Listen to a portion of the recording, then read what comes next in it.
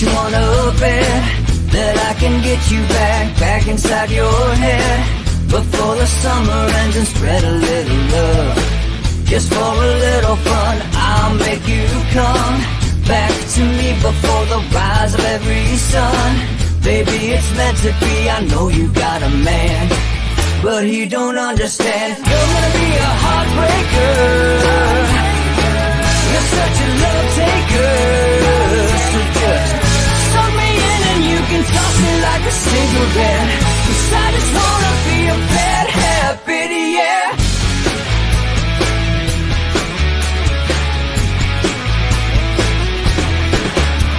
There's rhythm in our love, it's impressive, excessive. You can't make this stuff up. My chest beats, it's restless, wakes the neighbors up above. Yeah, baby, come and show me love. Baby, come and show me love, because you're gonna be a heartbreaker, you're such a love taker. So just suck me in and you can toss me like a cigarette, 'cause I just wanna be a bad habit, yeah.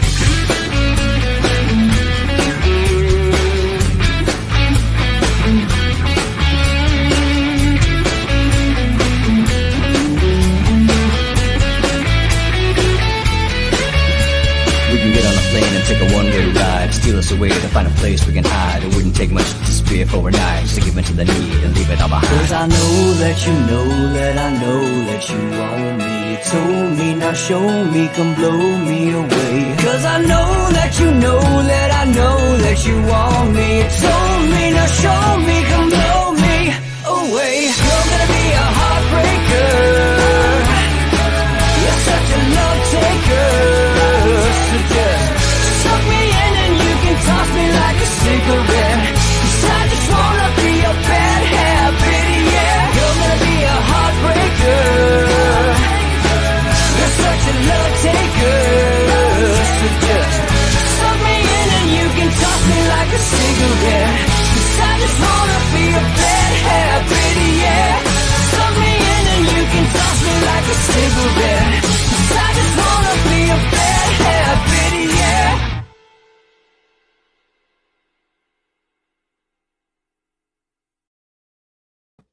All right, folks, good morning. Madhouse. Thanks for watching Inside the Numbers with the People's Pundit. I am your humble host, Rich Barris. You can follow me on Twitter at Peoples_Pundit. I am your down-to-earth host. Hope you all had a very Merry Christmas or a Happy Hanukkah, whatever you celebrate. And looking forward to another new year, or a safe one anyway. A safe one. Because if you thought 2020 was crazy, folks, you better buckle the hell up. Because 2021 is going to just be outrageous. And you can tell already. All right? Look. Let's talk about, because while I'm maybe trying to spend some time with my family here, I still monitor what people are saying and what people are talking about. And there's a whole lot of BS going around. All right. So first and foremost, we're going to do a little debunking today. And then we're going to talk about what's the most accurate polling mode of 2020. So as you know, we do mixed mode because everybody now, different people, different groups of people respond to different modes of collection at different rates. And you know that if you watch Inside the Numbers. That is true. It was true before 2020. It was true in 2016. It is truer now more than ever. And that disparity grew this year, so it's worth doing a show over.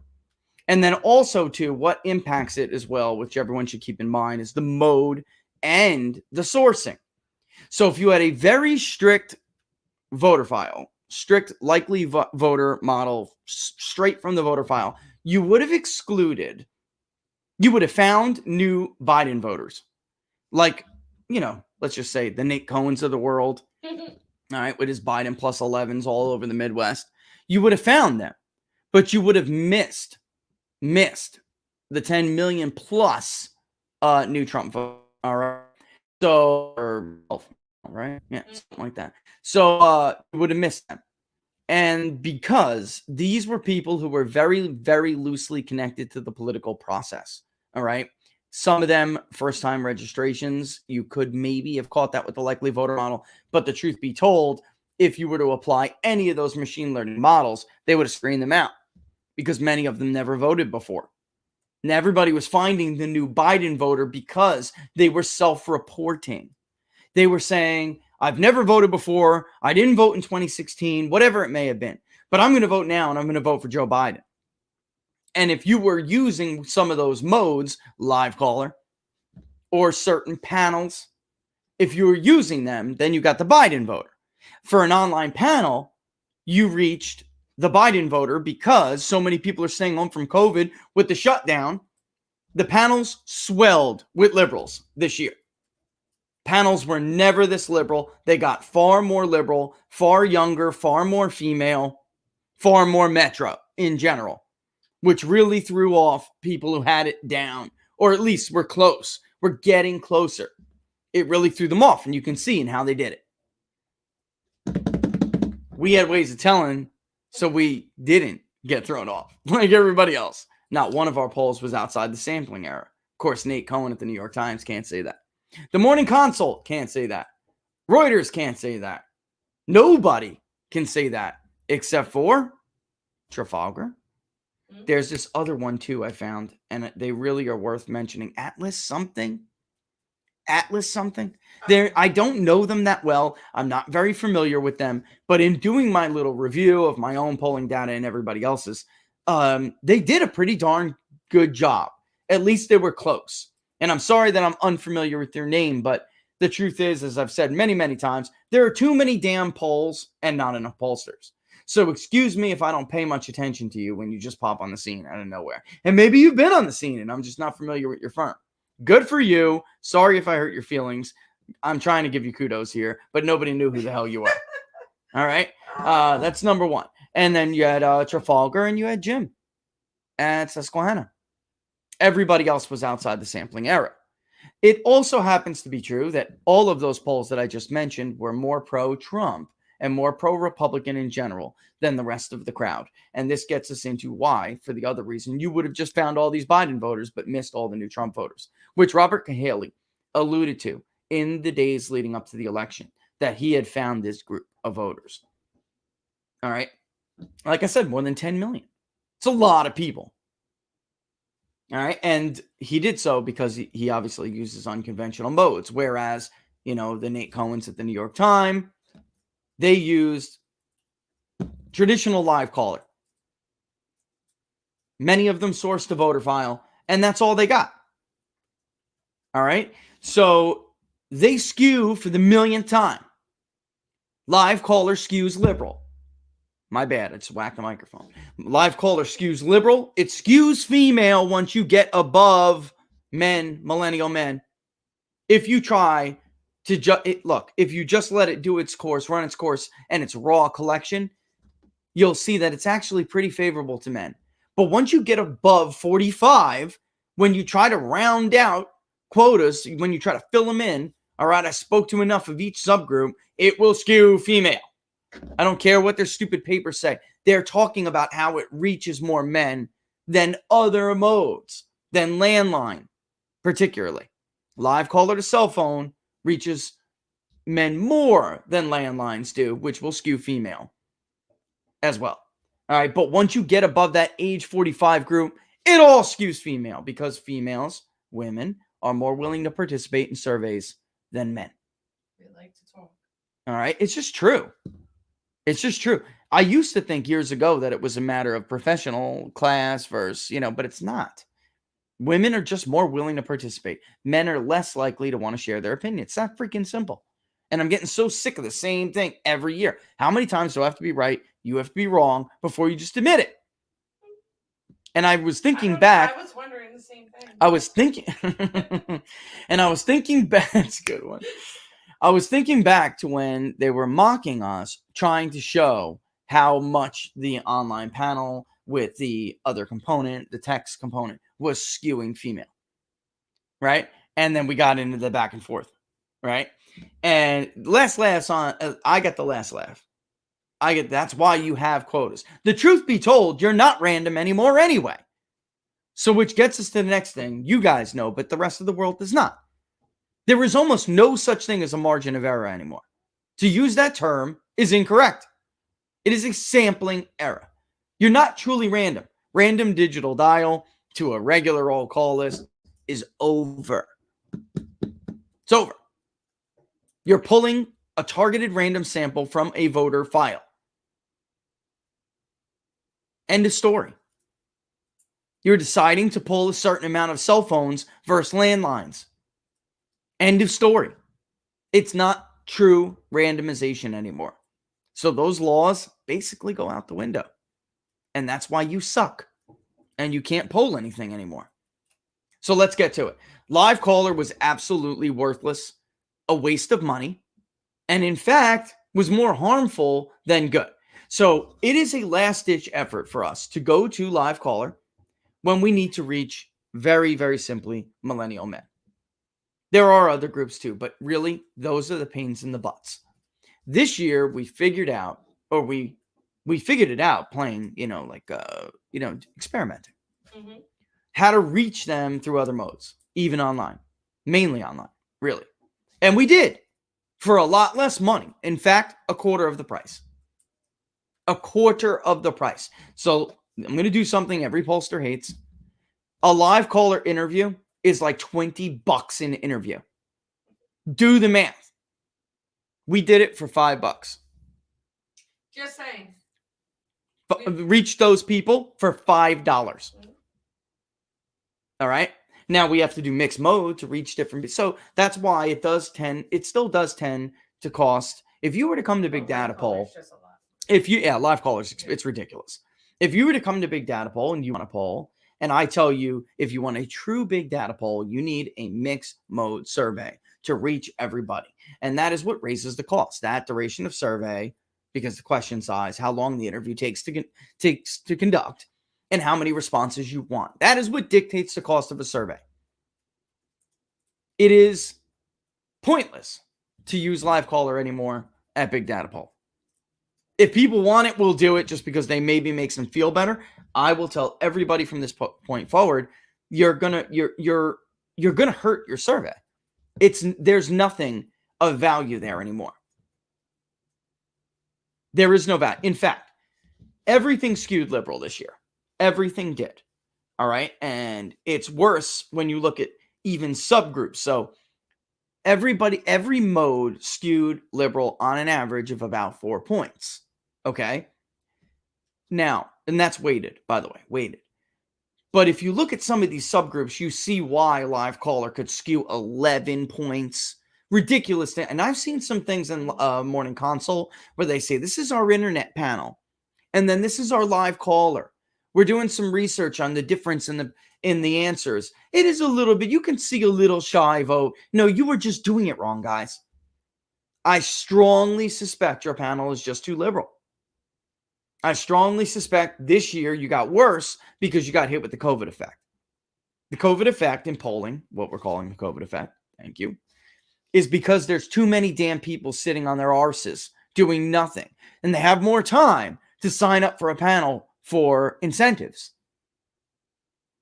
It swelled this year. What other possible reason could be? It was the shutdown.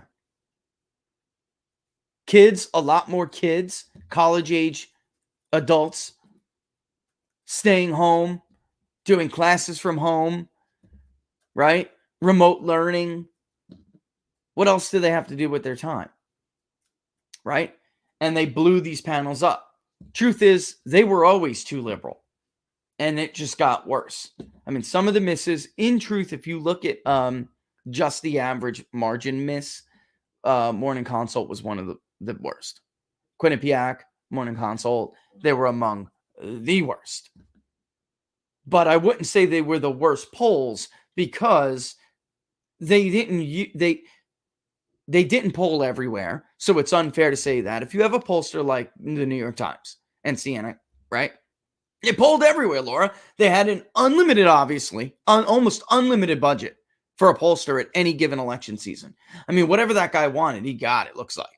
Maybe there was some other stuff he wanted to poll that he didn't get a chance to. But he was polling states that weren't even competitive. He was polling districts that weren't even competitive. Yet he found them competitive. And in every single one of them, he had a Biden skew. If you're Morning Consult and you only have the money or the resources to poll 4 states, whatever it may be, then how can we really say you're the worst pollster since you had less room to make an error? You know what I mean? You should have had it down by now. And I understand, like, the more you poll, then the more likely it is to get an error, but it's not really quite that simple. Once you poll more places, you really get a feel for it. You really start to learn the electorate. You get a connection with them.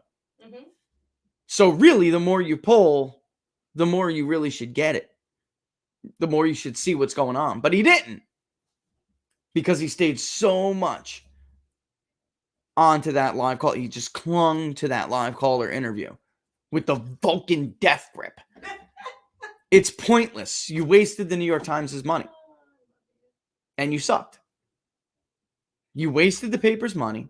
Maybe not, because, my more cynical people would say, he wanted to do that. He wanted to do it. He wanted to show a narrative. Thank you, Ad. And I'll answer your question in a bit. You got it. Yeah. I'll copy. Can you copy it and throw it in my private thing? Thank you, doll. Madam producer. That's right. All right. Let's keep it professional, okay? Mm-hmm. I don't want to be accused of I'll work. sue you. I don't want to be accused of being like Fox News. She's my wife, first-time listeners Just in case. and watchers. Anyway, yeah, so there you have it. So live caller in some states skewed upwards of 11 points, 12 points to pro-Biden. The average for online was still, depending on the state, but the average was roughly about 3-4 points. State by state, actually, nationally, the panel was pretty much dead on, which is kind of funny. But it's not the panel. It had a lot to do with how we weighted, because going back to those subgroups, look at the state of Pennsylvania is a great example. The largest ethnic voting group in the state of Pennsylvania, single ethnic voting group, is German. I'm talking about national origin. Mm-hmm. It's German. Yet the English, overwhelmingly, self-reported English descendants, overwhelmingly represented a larger share of the respondents. How large? Like, German could be 40, now not voting, but by census. And English, somewhere, I'm ballparking it, somewhere in the teens, maybe 22, maybe tops. But they constantly made up like 30% of the raw sample. In live caller, that shoots to like 45%. That's ridiculous. It goes to show you the live caller skew. Why? Because where of the English speaking, the English ethnicities? Southeastern Pennsylvania. So no wonder. And then when you even call around the rest of the state, they just seem to be more willing to take that mode, take an interview through that mode. Nobody else is going this deep. Nobody else is going this deep. Nobody is even trying. I don't even know what the hell I'm talking about. How many, what percentage of Germans make up the voting bloc? How many Norwegians are in Wisconsin? They have no idea. Believe me, I've tried to talk to them about it. They're clueless. They see everything in party split. Yes, that's it. What's the percentage of Republicans? What's the percentage of Democrats? I told you don't pay any attention to that crap. And what happened this year really was not that Trump independents swung against Trump and Republicans. That did not happen. There were a lot more Republicans this year. 4 years ago, there were a lot of people who called themselves independents who no longer call themselves independents. And the true independent group, the self-reported true independent, shrunk. It used to be that Democrats had a larger base advantage. Republicans would have to win independents, and in truth, they did. Look at Romney. He won independents, still lost the election because the electorate was too Democratic. This year, the electorate was more Republican in these states than we have seen ever. Florida has never been that Republican. Ohio has never been that Republican. All those Midwest states, by the way, were more Republican than they have been in most cases ever, except with the exception of Minnesota. I'm just curious. How are you to take a sample if you don't? Let me go figure 8. There you go. I was just saying, I'm just Now I hear you. curious, how are you supposed to take a sample of an area and not fulfill the area's standards? Like how many Hispanics, how many whites, and what types That's of whites? because, Laura, as you know, that's because they're relying on the laws of randomization. And in truth, if everything was truly random, they wouldn't have to worry about that because it would still be representative. But it's not random anymore. The participation rates are in the dookie. Their methodologies themselves erase randomization. You cannot go to the voter file and pull a targeted random sample and then expect it to still obey the laws of randomization. Yeah. It's not going to happen. Isn't that a contradiction? We found that out. Targeted random sample. 8 years ago. Yes. 8 years ago. I thought we conclusively demonstrated that in this entire time. They've been like 2-4 years behind. All right, let me get to Adam's question real quick. It's on voter fraud because we are going to pivot in a second. I just want to do the first segment, but I don't want to lose Adam's question here. So let me put this up. And I wanted to do the first segment on this, and then in the next one we're going to debunk some talking points, which has to do with election fraud. I will also get you the PDF, folks. I've been trying to, as a matter of fact, for some reason, I can't get in. Maybe I'm taking too long. I'm getting distracted because we have a lot of codes to get in a PPD. But I wanted to share that PDF with you so you guys can read some of the methodology on how we did go about investigating voter fraud. Really, some of it's voter fraud. Some of it is, what's the word I'm looking for? Election fraud. There's a difference between voter and election fraud. Voter fraud is when maybe you got one too many ballot requests to your house. You damn well know that's a change of address flag. So-and-so and so-and-so junior no longer live there, but you just decided to fill out that anyway. That's voter fraud. And you forge their signature. Election fraud is when there's more of like when there's a concerted effort, like what we see in Philadelphia. It's just true. Get over it. There's indictments. What we see in Wayne County. And in truth, what we see in other counties that do look like, election fraud is better name even for Kent and some of these other areas. All right. It just is. And I know that's not, so supposedly everyone keeps telling me that's a Republican clerk. First of all, how the hell do you know? Second of all, Republican doesn't mean Trump supporting. Exactly.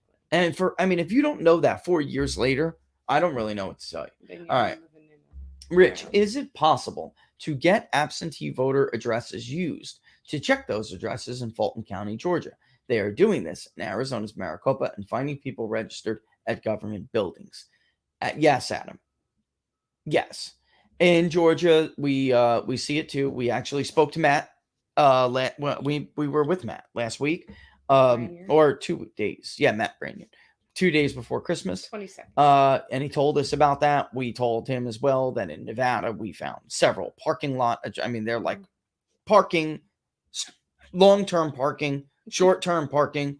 When you pull the voter file to do this research, it's not that we focused on the addresses because we didn't. We focused on name, date of birth, and the address match is a way to confirm that is actually that person when you're looking for change of address flags and deceased voters. But we didn't take a whole lot of time to go and look at where those addresses are. But yes, when you pull those voter files, you're going to see their address.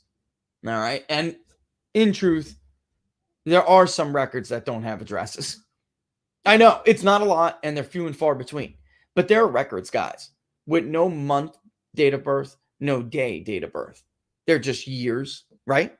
Mm. There are records with, missing addresses. There are records with missing information in the date of birth. Ridiculous stuff that you would not even imagine. So you're missing a middle initial or something, missing a middle name. Mm. Not everybody uses their middle name or middle initial. That stuff you could absolutely understand. But these rolls are that dirty, where you can see critical information that should never even allow them to register if they don't have the full month, day, year, date of birth. They don't have an address for this person. So where does one's absentee ballot go if they don't have an address? That's the truth. And that's why we're actually we're going to have to legally try to pursue ways to get these absentee ballot applications, because almost everywhere, if it's, let's say there's a record without an address or a fake address like that, you obviously can't have it sent, Adam, to that address. So there's another box next to it, and it says, if it's not the address on record, where do you want it sent? And then sign here to affirm, under penalty of perjury, that you are you and you're trying to receive that ballot. That's why last week I made such a big deal about, after the, we need Robert to file to get these. Most states require them to keep this information. They have got to keep it for a number of years, like 6 in Michigan, 4 in Florida. Actually, it could be 8 in Florida. I don't have the information in front of me, but I do know the Midwest off the top, because we those are the states where we have to look at, right? So absolutely. And we just didn't take that time to do that because, so much time, only so much time in a day, almost so much effort you can spend. But, for, kind of its and giggles, we did find some that were, and that's what I'm saying. We were talking about before Christmas. He was finding stuff registered to UPS centers. We were finding stuff registered to pay for parking lots. The rolls are dirty. They're very, very dirty.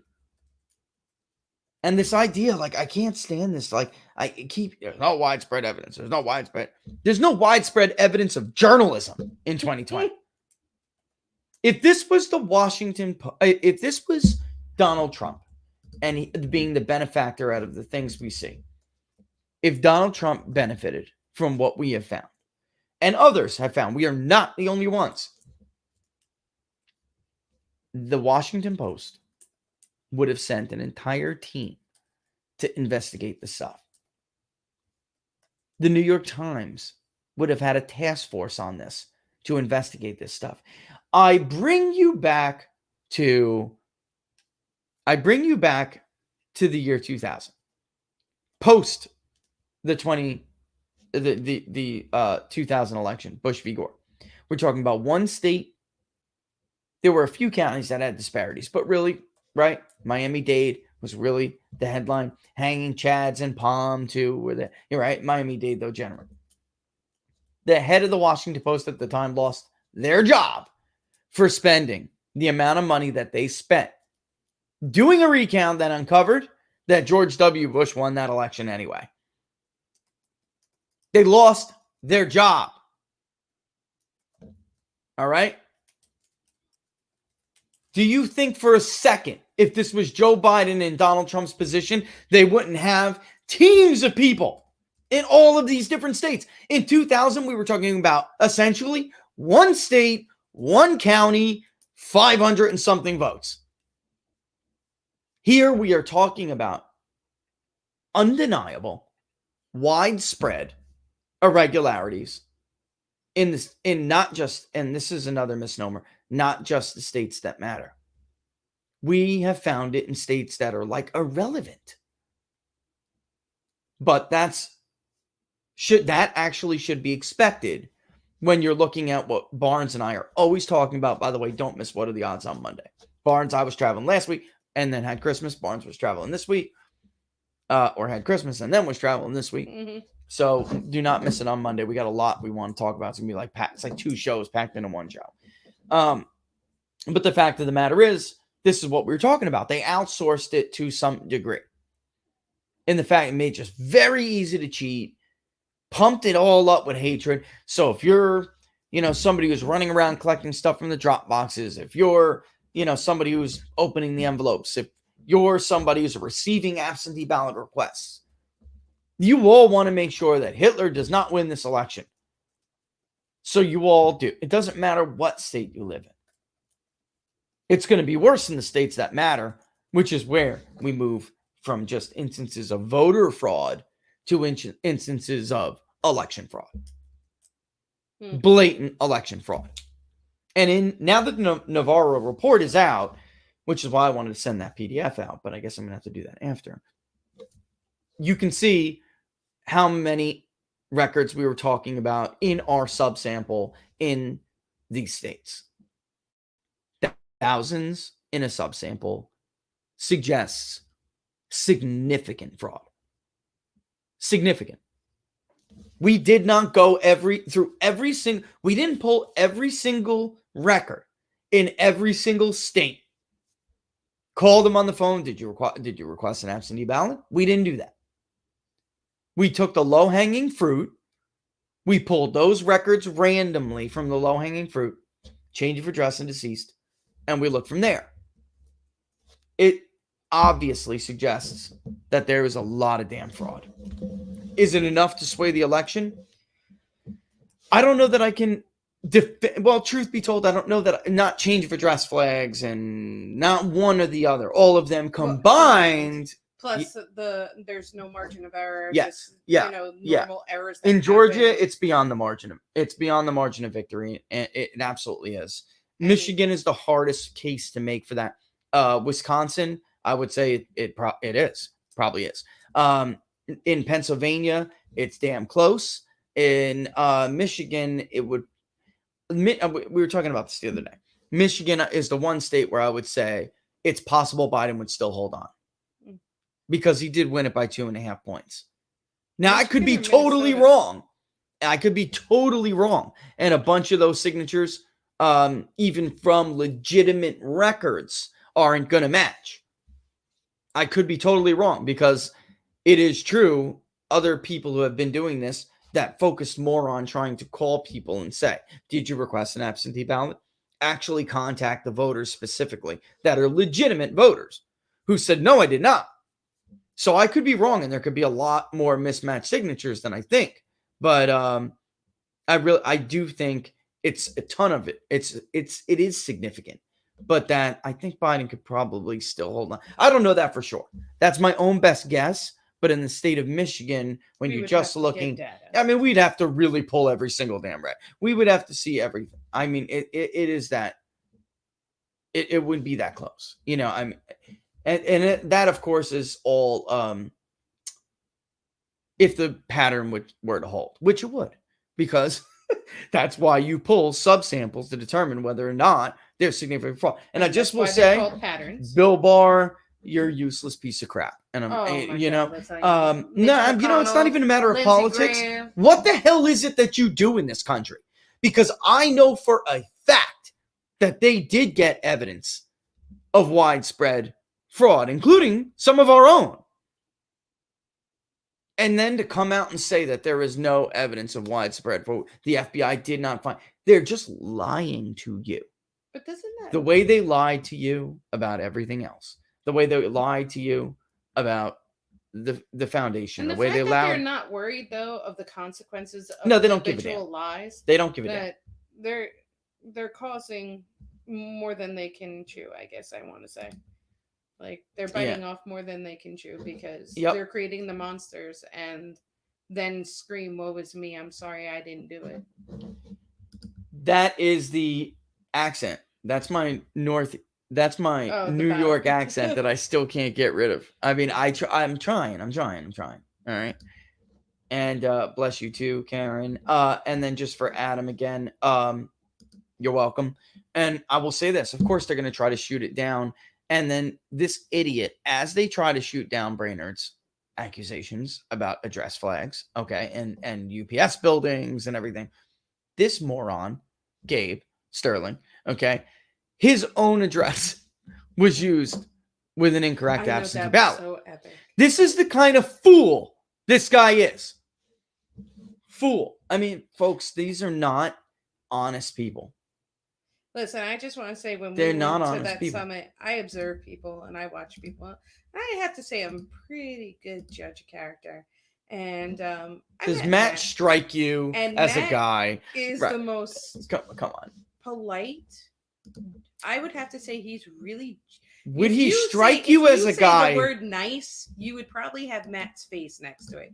He's genuinely a nice guy. He looks like he's a very calm and collected man. Very what's the word I'm looking for? He's factual driven. Yeah. But there's a word, deliberate.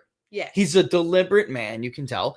And like me, and I know this just from sidebar conversations with him, like me, we were all very much hoping to go into this finding not like you're Nothing. always Yes, going you to were hoping find to not find. yes, you're always going to find some instances of of voter fraud. Voter fraud, here's the truth the media doesn't want to tell you.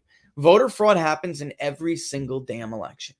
There is none, never, nada, not a single cycle that has gone by in your lifetime or mine where it was a clean election. That's the reality of life. That's the reality of our political system. The question was only whether or not there was widespread fraud, like concerted efforts, widespread fraud, collective hatred to motivate to do something illegal, right? That was only there was never a question of whether or not there was. There always is. Always. Always, always, always. It was always whether or not it would have an impact on the election. All right. And I think clearly we can say, including in Gabe's own damn state, the answer to that is, of course, yes. At his own address. I mean, what a freaking idiot. These people are unbelievable. And to go back to what does Matt strike you as a guy who would use hyperbole to talk about an issue like this? No. Of course not. No way. No way. He was very specific in detailing out also. And we're not the only ones who support the fingerprint. Mm-hmm. We're not the only ones who support the fingerprint. See, when you really study this issue, you know what it is? You know why he supports that?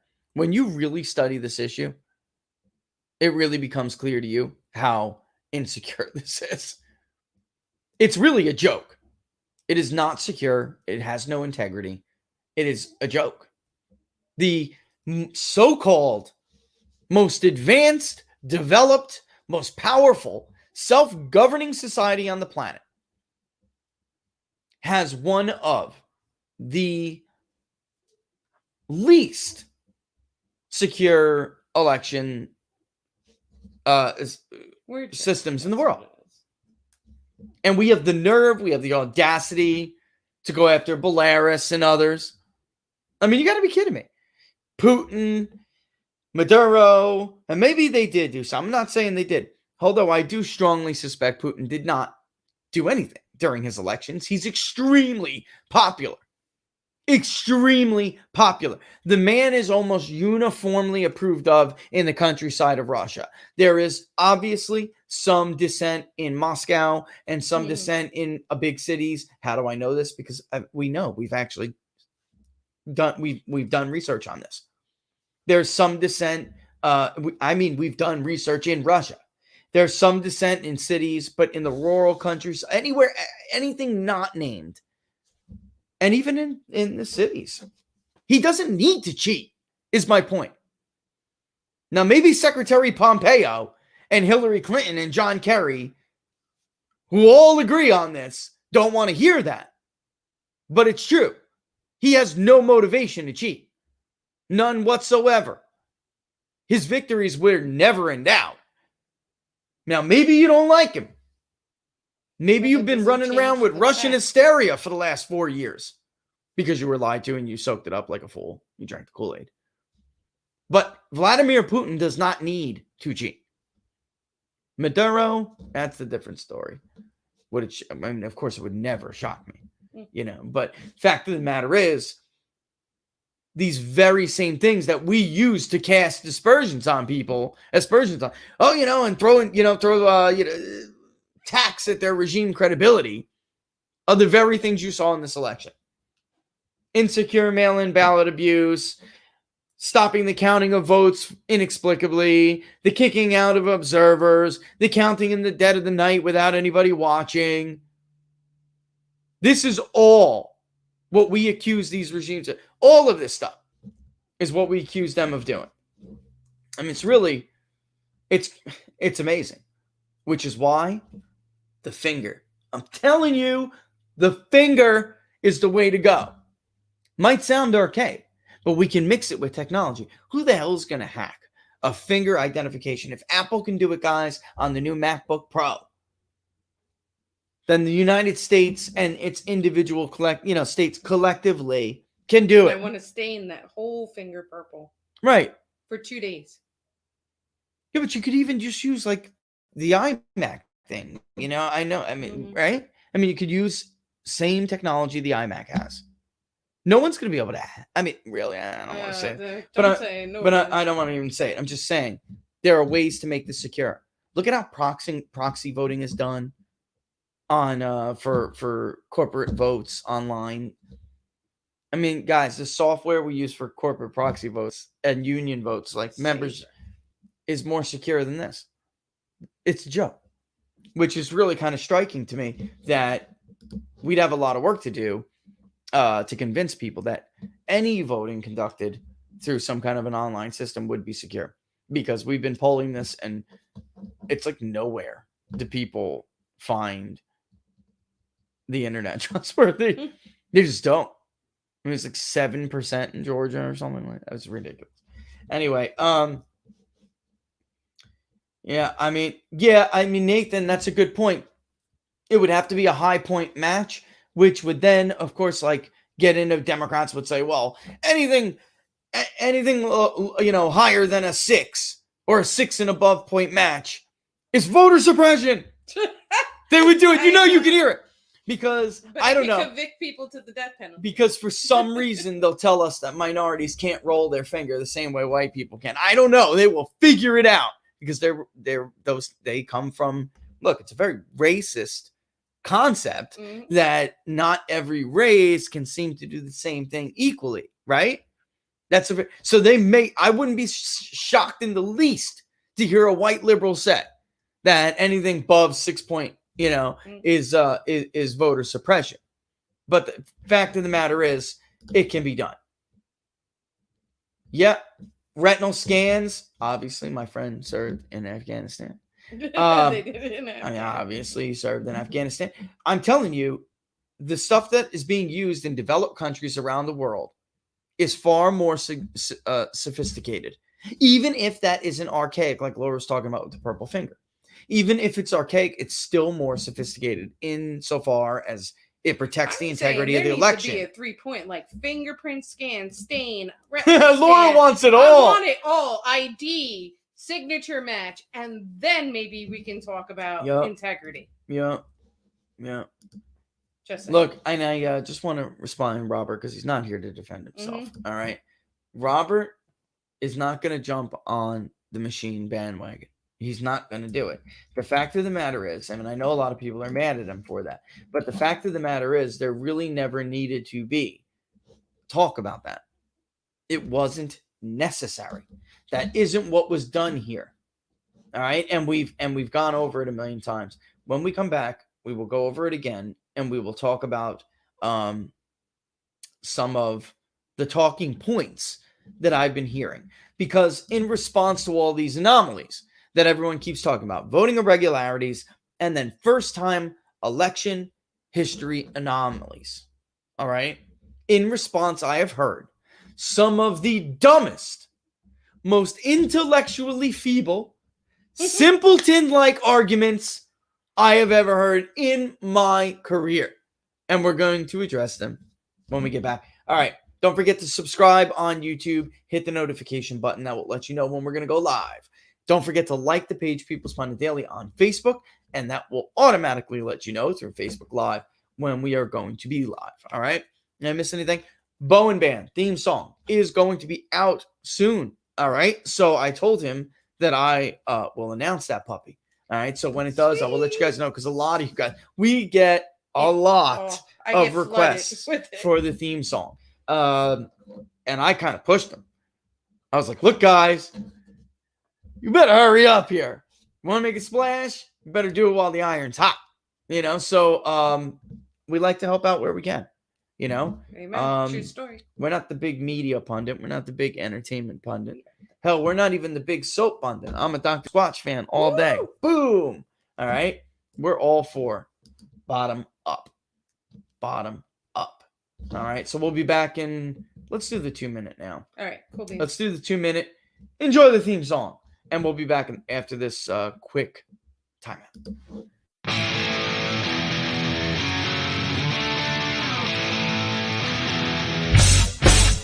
How much that you wanna bet that I can get you back inside your head before the summer ends and spread a little love. Just for a little fun, I'll make you come back to me before the rise of every sun. Baby, it's meant to be, I know you got a man, but he don't understand. You're gonna be a heartbreaker, you're such a love taker.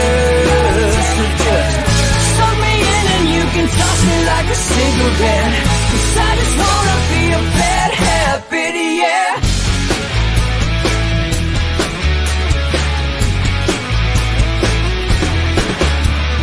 Rhythm in our love, it's impressive, excessive. You can't make this stuff up. My chest beats, it's restless, wakes the neighbors up above.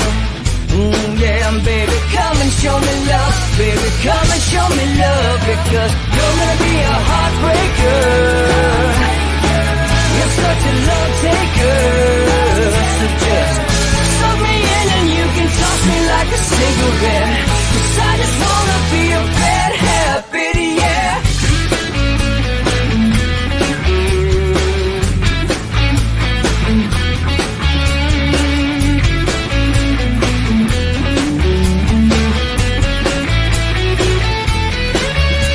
We can get on a plane and take a one-way ride, steal us away to find a place we can hide. It wouldn't take much to disappear for a night, just to give in to the need and leave it all behind. 'Cause I know that you know that I know that you want me. You told me, now show me, come blow me away. 'Cause I know that you know that I know that you want me. You told me, now show me, come blow me away. You're gonna be a heartbreaker, you're such a love taker. So just suck me in and you can toss me like a cigarette, 'cause I just wanna be a bad habit, yeah. You're gonna be a heartbreaker, you're such a love taker.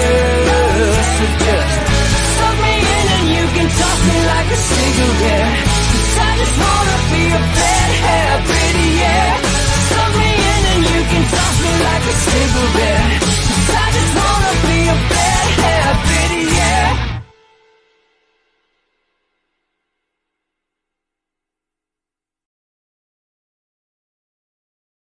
All right, we're back. You're watching Inside the Numbers with the People's Pundit. I am your down-to-earth host, Rich Barris, the People's Pundit. Follow me on Twitter at People's_Pundit. Don't forget to like the page, People's Pundit Daily on Facebook, and don't forget to subscribe to the channel, People's Pundit Daily on YouTube. Hit the notification bell to let you know when we're going to go live.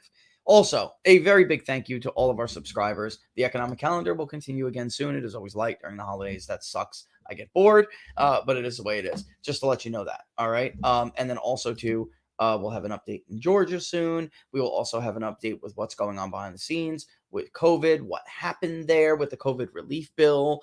We got the inside scoop on that. Democrats will try to take credit for that, of course, because House Democrats are on board with the $2,000. I really told you it is true that your faithful Republican senators are the ones who screwed the president on that. All right. That is just the truth. The truth is there are tons of Republican senators who have been dying for Donald Trump to not be president anymore. They want a Republican Senate with a Joe Biden as president. Why? You would think, well, he won't get their judges. Mitch already got his judges. Mm-hmm. They got their tax cuts for their, they got their, look, the tax cut clearly helped working people more because we see wages rose for working people more. 85% of the country got a tax cut. 5% got a tax hike. Those were largely wealthier people. Corporations did make out. Guess what? Corporations are people too. I know that's, oh my God. Corporations are people too. All right. They are a collective of people who share the same business interests. Boosting or lowering corporate taxes boosts workers' wages. You know that if you're a subscriber to PPD, because we have on multiple occasions analyzed 50 years of data in the developed world from the OECD and the World Trade and the World Bank. Not exactly right-wing institutions. The OECD is the Paris-based socialist institution. All right. And they absolutely are not right wing. And the data was crystal clear. In the developed world, the evidence shows that when you cut the corporate tax rate, you boost workers' wages. Now, there is a range, which you will see if you read the stories. Just go corporate wages in the search bar in PVD, and you will see, I don't even know how many articles about it. And some of them are studies, some of them are articles, some of them are like news articles, some of them are academic studies. I don't know how many we've done over the years. The evidence is crystal clear. And the evidence also shows that if Biden does get his tax hike, it will kill workers' wage growth. Period. End of story. But circling back to the original point, they want a Biden presidency because K Street, their buddies, Republicans too, yes, they all get their goodies again. With Donald Trump, K Street, rent seekers, special interests were shut out. A lot more than they've ever been anyway. Did Trump have to sometimes sign an omnibus bill, even though people like me and others were saying don't do that? Paul Ryan is lying to you. You're not going to get a vote on your wall. He's lying. He's laughing at you behind your back because he's a two-faced scumbag. Yeah, he did. But for the most part, Donald Trump did not allow business to continue as usual. He would veto it. And then maybe they could override it when they come together. When the Uniparty, the K Street Uniparty comes together, they could technically override his veto, but then they have to explain to the American people why they are overriding his veto. So it just wasn't really good. Bob, you can find that on Google Sheets. I'll send you that in a minute. The most recent one is in Georgia. We did, really, it was so consistent throughout, Bob, that I'm not sure it'll change much. I mean, more than 4 in 10 in every battleground state did not have trust in mail-in voting. That was before the election. After the election in Georgia, more than 4 in 10 said that the election mail-in voting did not have integrity. And a big majority said that mail-in voting increases fraud. Which circles me back to where I want to go in this segment. These talking points, 2 of them that I keep hearing. And they're intertwined. All right. One is that population growth is why we had an increase in turnout. That is mentally handicapped. All right. We had roughly 2% population growth. That's it. Roughly. In many of these areas, population depressed. Outside of Atlanta and Texas, the 2 metro areas in Texas are the fastest growing metro areas in the country, population-wise. Phoenix and Atlanta also had population increases, all right? But they don't correlate with the size and turnout with past elections. So everywhere, turnout increase proportionate to their population increase more than we have seen in prior elections. Right? And nationally, it's not even close. In places like Philadelphia, Milwaukee, Detroit, Wayne County in general, these are economically depressed areas. Philadelphia has like no population growth. It doesn't make any sense whatsoever. It doesn't hold. The argument does not hold. And then when it comes to the other argument that, well, turnout increased because of population, and, it's always like you could just throw a bunch of stuff in there, throw a whole bunch of it against the wall to see if it sticks. Mail-in voting increased turnout. Oh my God. Folks, for years, liberals, to include the Slimer, Nate the Fraud Silver, have written ad nauseum because Republicans would say, well, we don't want mail-in ballots because, it'll increase. Well, the left would say, the media would say, they don't want it because it'll increase turnout, right? And they're just trying to suppress votes. But all of the research, all of academia, all of data journalism would report the exact opposite, which is that there was no evidence that mail-in voting A, increase turnout, and B, disproportionately to help Democrats. And they would point to Florida, and they would point to California, districts in California. This is yet another argument where 6 months ago, there was a consensus that is now completely flipped on its head. There is no evidence that absentee ballot voting or mail-in voting increases turnout. There was no evidence of that before this election. None, zip, zero, nothing. Florida, right? I mean, these people wrote about this, like I said, ad nauseum, and now they've completely changed their tune. The perversion of data and science at its finest. So none of these two talking points that are designed to counter all of the anomalies that we have shown you. An anomaly, something that deviates from what is standard, normal, or expected. Example, there are a number of anomalies in the 2020 election results. Which brings us, of course, to the question on Minnesota and New Hampshire. All right. White states, very, very white states. People say, well, I thought Minnesota was clean. In fact, I will show you Minnesota right now. Right off the bat, there are at least 200,000 change of address flags and dead people in the state of Minnesota. There you can see the state summary, and there you can see the unique individuals. All right. That difference is typically roughly, not always, but roughly, the change of address, dead voters, duplicate households, for whatever reason, ineligible voters. And then, did she give me permission? Because it's funny, someone asked this question. There were illegals on their voter rolls, hands down. And we were actually prompted to look at it by a woman who contacted us in the state of Minnesota, who is currently under she is going through the process of getting her green card. And she was contacted by the Democratic Party, who asked her if she had yet to return her absentee ballot. And she said, what are you talking about, absentee ballot? I am an illegal, well, not an illegal resident. She's trying to get her green card. She went and got, because I'm a motor voter, she went and got a driver's license. And when asked, the messages clearly say in response, when asked, because it was a back and forth on text, she didn't pick up. They texted her. They were just bombarding her, trying to get her to return her ballot.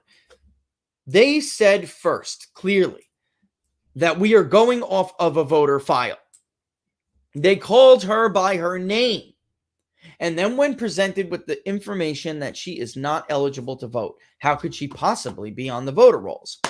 They tried to backpedal and say, and it's all on the message, they tried to backpedal and say, actually, you know what? It's possible that someone else had your phone number.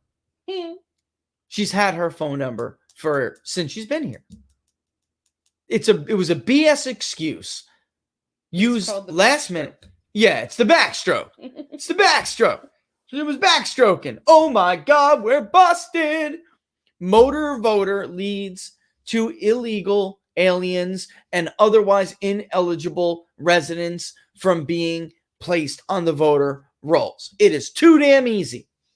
You fill out the paperwork to get your license, to get your state ID, and you are registered to vote. Doesn't mean you're eligible. Does not mean you're eligible to vote. Thank you. Because as you know, if you are a watcher, being registered to vote in the United States of America is not the same thing as being eligible to vote in the United States of America, which is what brings us back to number one of what Democrats sought to do before this election, because they knew they could not beat Donald Trump in an election. Everyone gets a ballot. In prior years, ballots must be requested, and inactive voters must update their info. Even the deceased, change of address flags, and other inactive voters will receive ballot or ballot requests. 2, remove the verification procedures. So when the Democratic Party calls this woman and convinces her to return her ballot, which she knows damn well she is not eligible to return, it would be unlawful, even though she's on the voter rolls. She won't get caught. And to remove the deadlines in case she didn't do it and they decided to do it for her. And they needed to. Democrats did not want signature verification match or other verification standards, often required by state law, even banned, by the way. Some of these practices that they wanted are banned. In the state of Nevada, ballot harvesting is banned. They did change the curing standards in Georgia this year without the legislature, nor deadlines for reporting total ballots, which we call integrity deadlines. This doesn't in Florida seem crazy to anybody but normal people. Like, can't even the crazy see the crazy? Like, doesn't it take one to know one? Some, and then some just don't want to admit it. Some damn well know, and you know it from our polling. Look at how many Democrats in Georgia were like, "Yeah, this election was stolen from Donald Trump." How many? Like a quarter. Yeah, no. When it's like a quarter of them. When we talk to them, they're like, "Yeah." They're like, "Yeah, we know, we didn't win, but whatever, suckers." That's what they do. And then 3, ballot harvesting, even in state, because you have these ballots floating around now. Bullet point 1. There are no verification procedures in place, or very, very, very lax verification procedures. So now what is left is to make sure that if Madam A, right, Miss Doe, who DM'd me, and I think she gave me permission because not to blur her name out. I have to go back and look. But you know what? Next show, remind me. I got to get that and put that up. You got to see this conversation, guys. You have got to see this conversation. The Democrats wanted her to vote, even though she was illegal. They wanted her to vote. They didn't even give a damn when she said that and why she contacted us is because she was worried. She was in the process of getting a green card, and she was afraid that they would vote for her. And that if she got caught, she would lose her green card over it. That's why she contacted us. All right, so ballot harvesting. Even in states where harvesting is illegal, Democrats want third parties to retrieve ballots, even to use tax dollars to fund the harvest, like they did in Clark County. Drop boxes and USPS acted as substitutes. The United States Postal Service still hasn't brought my daughter's Christmas gift iPad that I bought 3.5 weeks ago, which was shipped out 3 weeks ago, but they can manage to get ballots. Hundreds of thousands of ballots for Democrats. Same day. No special shipping required. Where's my back date? Is that package going to be backdated for my daughter so she knows I bought her that before Christmas? And this wasn't some constant. I mean, these people are unbelievable. They were too busy running around covering their arses instead of being able to get people's Christmas gifts on time. That is actually your job. Being the personal ballot harvesting operation for the Democratic Party is not your job. All right. So anyway, Minnesota. Let's get back to it. Sorry. And New Hampshire, very much the same. So those, we all know about the student votes, right? The weird rules. Yes, they changed, but it doesn't mean that the records were purged that were already in place. So some of the laws were changed that were kind of ridiculous in New Hampshire that allowed kids to basically just hop over the border and vote. All right. Anybody, really. But it's just easier if you're a student. You can say, well, I'm going to school here. So, but the people who were already on the rolls, Laura, were not changed. You understand what I'm saying? They were not purged from the voter roll. And in fact, there is almost no state where the voter roll is clean. Florida's better. Ohio's still in and of itself. It is a mess, but they had integrity deadlines. That's really what it comes down to. If you can't get those late arrivals, if you know you're getting killed by 8 points and you want to try to close it to 5 or something, or 6, well, let's be realistic. All right, 6.5. You can't do that. In Florida, you can't do that. I mean, you maybe everybody slip by something here and there, of course, whatever. But I mean, you can do it en masse like that. There's no state where the voter rolls are particularly clean. And let's look at New Hampshire real quick before I look at Minnesota. Because in Minnesota, I have some polling data that I think explains, because if you remember, we were a little bit shocked about how, and look, New Hampshire as a percentage is actually even worse, right? So we were looking at about, no, it's about the same as a percentage. I mean, look at the difference, guys. 155,000. It's big. There's a lot of dirty rolls there to choose from. A lot. There just is. But in the state of New Hampshire, let's take a look at the North Star Battleground poll, okay? Because I mean, in Michigan, excuse me. Everywhere we polled, Donald Trump was winning the Norwegian vote and winning it pretty handily, okay? Now I know it's like crazy we're talking about ethnicity, but this is why big things matter, right? If you look at here it is, AH. Can you guys see that okay? I don't know how well you can see that. In Minnesota, Norwegians bucked the trend. And the reason why, I think anyway, I'm making a hypothesis here from doing polling before. Norwegians had a lot of voters. Now, Minnesota is a very high turnout state, and it always is. But there was another chunk this time that I would say is not high participation group, even though it's a very high turnout, high participation state. And that just went against Donald Trump there. And you can see that. Polish groups of voters didn't go for Donald Trump as big as some other states. In Pennsylvania and Wisconsin, Donald Trump actually won. Irish, he lost them here. All right. French, they are what they are. All right. Trump won Dutch, you know.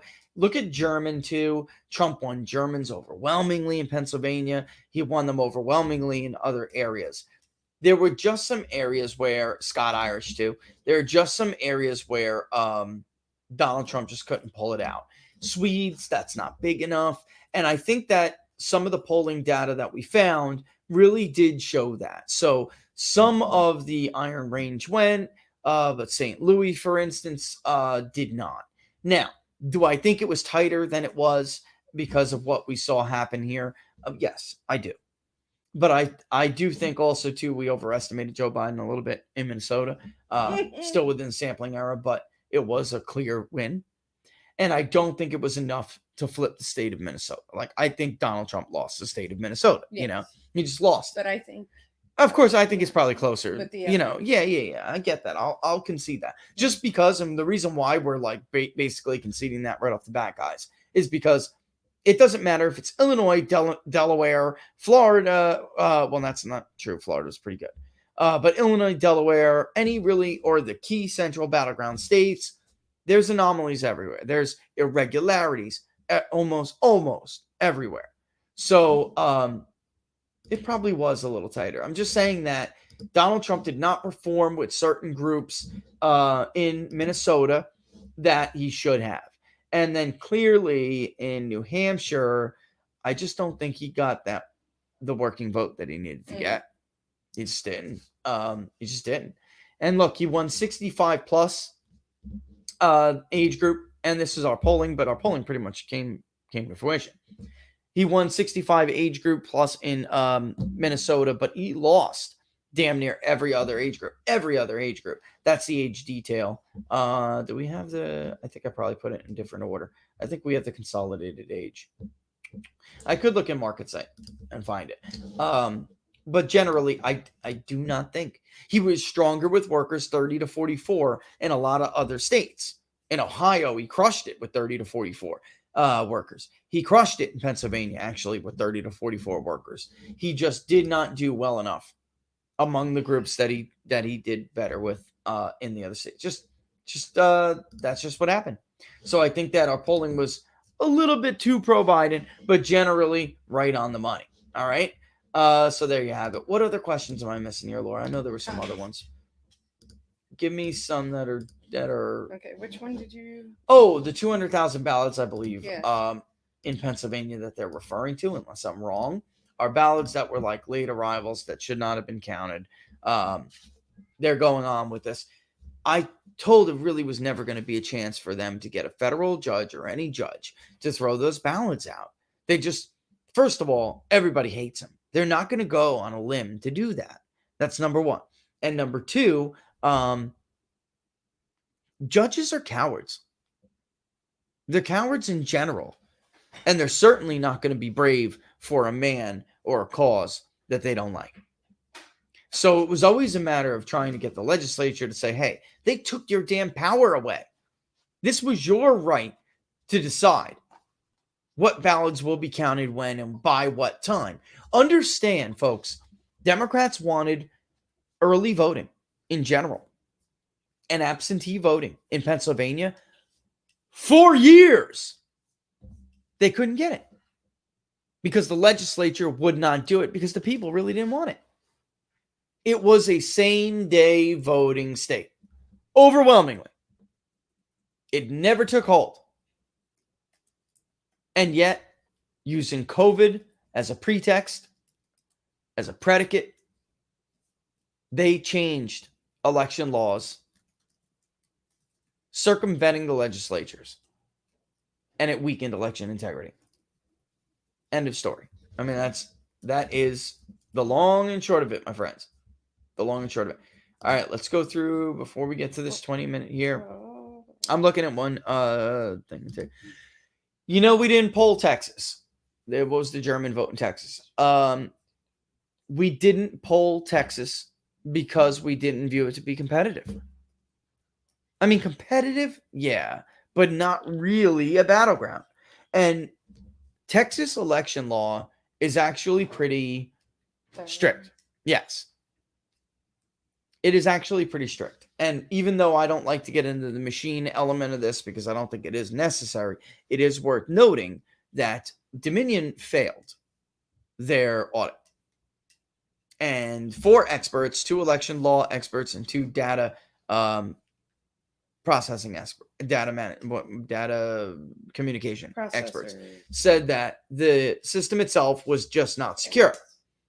And they doubted even whether or not the system was designed to be insecure, like intentionally designed to be insecure. Let me see if I have that right off my. Do I have it off the top? I don't believe I do. Let me see. I may, but apparently it's in my email. I'll have to grab it. But yeah, the bottom line is it failed there because they have strict standards. What does bother me a little bit about this, Laura, even though again I really don't like diving into this, but what bothers me, why was the Deputy Secretary of State in the state of Texas so quiet during this debate when he's the one who signed the failure to certify? The Secretary of State didn't sign it. I just don't know why. Once it was done, though, once professionals, people who are good at their job and do their job for a living, tell you this machine is broken, they all should have been machine told does not from every work. state, every place that they were. End of story. Yeah. Nobody else, not a Secretary of State, can tell somebody else how to do their job when they went to school for it, not the Secretary of State. They did it. They know when the machine is spitting out wrong data. Well, that's why they go get like quality control experts, because not like the government officials aren't experts in everything. Just like they got to stay in their lane. Tries to do your job, right? Ticks me off. Stay in your lane, yes. Right? And know so your role. when you're and the law in Texas is more strict. Mm-hmm. Like they have to meet certain standards. And the statutes even cited in the report. This is just simply does not rise to the standard in whatever. And I was trying to find it as you were going, but I can't seem to find it. I know it's here somewhere. I thought I just recently had texted it to somebody who had asked me for it, but apparently not. Let me see, because I do want, it would be nice to read this. Let me see. A lot of stuff just keeps ending up in spam too for some reason. If you guys get something or expecting something from me, and it check your spam box, because what happened is with all the increased all the increased attention came just tons of attacks, brute force attacks, DDoS attacks, and we had to use like really strict firewall rules, and it hurt our email. So it'll throw me into spam. It'll throw you into spam if it doesn't really know you. So it is what it is. Yeah, I've been finding emails in my spam from you guys. Lots of them. Yeah, I agree. Catching up. And You know, I don't want to waste a whole lot of time on it. But while you're also doing that, let's look at some of the other questions. With the schedule, though, you need to talk about our scheduling and how things are going to go from 2 days a week. But well, when we know, shouldn't we tell them that when we know? Yeah. For now, we're gonna have to. We'll do. What are the odds on Monday, and then probably inside the numbers will be Wednesday and Friday. Yes. Okay. That's probably the way it's going to be. Somebody brought up it was science unbiased, I guess. Aware of the claims of the AFL-CIO and that poll workers tend to be union people in these states. Audio of how to accept the questionnaire and Dem votes and disregard GOP votes. Seems all cities and questions are big union. That's a great point. Now, there's no way for us to really prove this science unbiased, but in union states like Michigan, I didn't even think about it until Patrick, who was the fraud examiner. Yeah. I didn't even think about it until he only thought about it because in his other experiences investigating fraud of all kinds, one happened to be like a real estate fraud that the union was engaged in. It reeks of it. It reeked of it. It shared similarities. And how do you get people to do this? How do you get so many of these workers and so many of these officials to do this, to obey, basically? And the answer is it does look like a union scheme would do it. And when he brought that up, my mind went back to a Politico article, all right, about a month or two before the election. And we had been polling, and Trump was carrying union members, but union leadership hated his guts. And Politico was writing about it and about their efforts to make sure that mail-in balloting went Biden's way. And what they were doing with members. It really didn't just touch on mail-in balloting. It touched on a lot. How they were basically pressuring their members to vote for Joe Biden. How they were trying to convince them not to jump ship and go for Trump again. And there was a comment by one guy who basically said that some of these people are so diehard Trump, there's no convincing them, which leaves us no other choice but to go about this a different way. But it was very unspecific. You know, so it's when we were talking about that and having that conversation, and he was like, just in my experience, the way to really get a concerted government effort is union. And in these areas, these are union jobs. And I'm like, oh my God, a light bulb went off. Because in many of these states, guys, we are not talking about just voter fraud. There is no way these ballots got by clerks, man. There's just no way. I refuse to believe that many. I refuse to believe it. Somebody was at this for months. Months. You see the dates, Laura. September. There's no way you could start voting in September and October if there wasn't they're dead system in place. Or they're gone. Right. There's just, if there wasn't some mechanism, some understanding, some wink, wink, I'll turn my head. I just don't, look, I'm not from the nice part of town. All right. I got what I work. I work for what I have. I worked for what I have now. I am from areas where New York City, even Jersey, this is the way life works. Unions, that's why it was always such a joke. Oh, Donald Trump worked with the mob. You want to pour concrete in New York City? You have to work with the mob. You want union rebar? You got to work with the mob. There's a difference. This is how it goes. With the legitimate side of the mob and working. Yeah, because it's like their business, right? Like it's the same thing as like Donald, make this guy disappear. Exactly. It's ridiculous. Things, people, and if you Michael Bloomberg worked with the mob. What are you talking about? They all work with the mob. You want to talk about the mob doing things? The hell world do you live? I wish I lived in your world. I wish I grew up in your nice world where you get to pretend like none of this exists. Of course it does. And it is not at all a hard ask for union to do things like this. This is not a hard ask. Nope. They want their contracts. They want their special interests. They want their rents to be paid.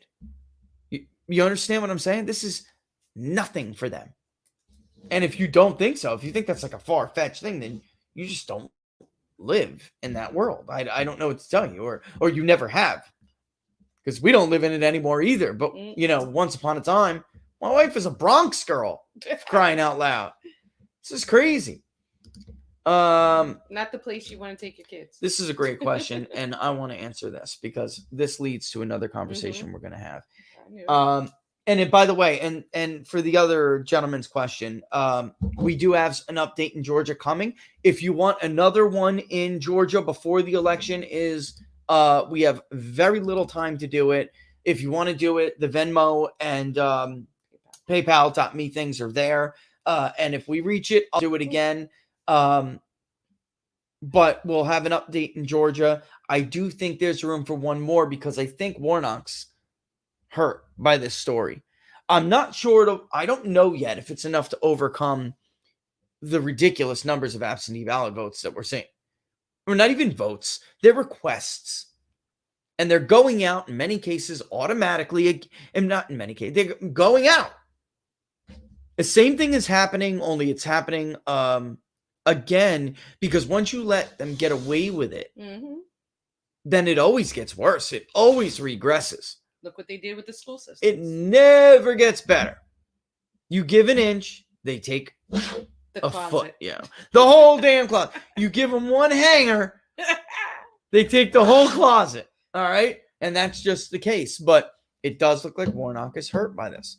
Ossoff has been a little bit able to stay above the fray. So Purdue is having a tough time getting over that. There's just people. I don't know what is going on in the minds of Republicans, but some of you are seriously considering cutting off your own nose to spite your face. Oh yeah, let's talk about it. So I understand if you're a Republican, I understand you're angry. And I understand you're angry at Loeffler probably, but you can't stand Warnock, who protect the child molesters. All right. And worse. I understand that. But a Democratic senator, because it will be, because if you think the media is going to make the same hay out of Kamala Harris casting tie-breaking votes like Mike Pence did, you're nuts. And if you think that they won't use Kamala Harris to do radical things, to cast tie-breaking votes, to pass radical change, like expanding courts, like statehoods, you're nuts. They're going to do it. They will make the Senate permanently blue. You understand what I'm saying? Or at least blue for a while until Republicans get a very, very favorable cycle. And that rotates and it tends to. I think actually Republicans did quite well given all the challenges this year. Senate candidates. But let's ask Corliss, if I'm saying that correctly. I don't know. All right. So aren't our best options to do what you have said Florida did after 2000? If that is so, with the establishment disinterested in fixing anything, how do we do that? That is fantastic. Fantastic question. And I'm going to answer it right now. The answer to the first part is yes. Now, the difference is, like you noted in the second part of your question, the difference is after 2000, Democrats were on board, generally. And they weren't really on board. They just didn't want to be accused of being the cause of those shenanigans. And that was that embarrassment.